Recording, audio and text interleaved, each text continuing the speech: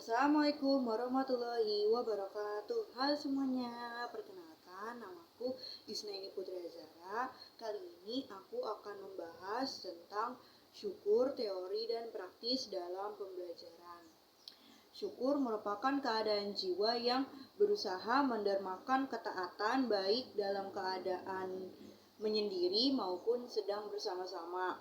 Dalam konteks pembelajaran, perilaku bersyukur dibutuhkan agar kita selalu menghargai usaha kita dalam belajar. Apabila kita tidak bersyukur, kita akan terus merasa kurang dan merasa minder dengan apa yang kita punya.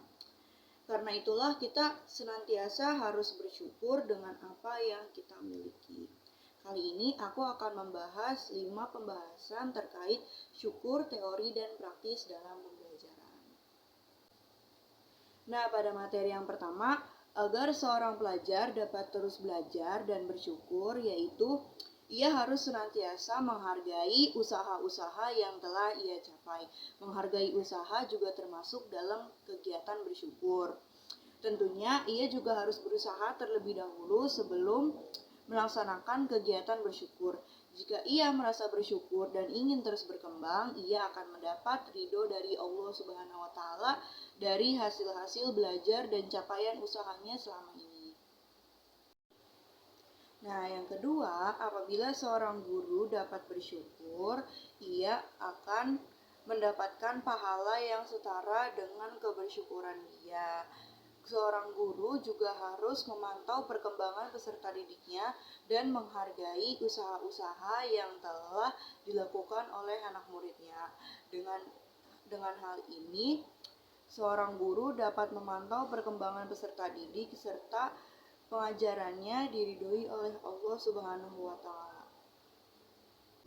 Nah, untuk materi yang ketiga, apabila seorang pelajar tidak dapat bersyukur dalam belajarnya, kemungkinan ia akan menjadi orang yang sombong karena ia tidak pernah bersyukur atas pencapaian yang ia hasilkan.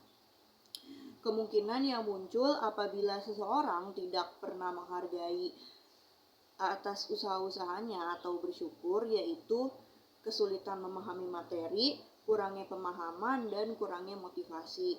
Contohnya yaitu tidak menghargai hasil nilai ulangan dan tidak juga menghargai nilai-nilai yang ia dapat saat mengerjakan latihan soal di sekolah.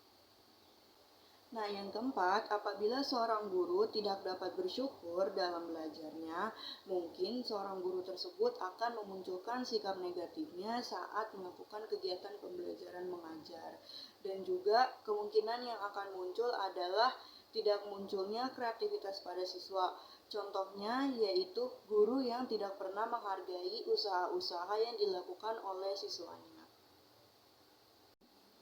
Nah, pada materi yang kelima, yaitu aku akan membawakan cerita tentang seorang guru dan seorang siswa yang sama-sama saling bersyukur, yaitu di sebuah desa terdapat seorang guru yang bernama Ibu Anissa. Ibu Anissa adalah seorang guru yang selalu bersemangat dan berdedikasi tinggi. Di salah satu siswanya terdapat siswa Ibu Anissa yang bernama Rizky. Rizky ini tidak bisa dalam konsep matematika, tetapi semenjak diajarkan matematika oleh Ibu Anissa, perkembangan Rizky semakin lama semakin maju dan berkembang. Saat mendekati ujian akhir tiba, Ibu Anissa mengajak seluruh siswanya untuk belajar bersama, dan tiba saat pembagian hasil ujian, seluruh siswa-siswi Ibu Anissa mendapat nilai yang bagus dan memuaskan. Mereka semua bersyukur dan berterima kasih kepada Ibu Anissa beserta Ibu Anissa yang bersyukur juga karena siswanya dapat berkembang terus-menerus bersama dirinya. Sekian pemaparan materi dari saya, kurang lebihnya mohon maaf. Sampai jumpa di pertemuan berikutnya. Wassalamualaikum warahmatullahi wabarakatuh.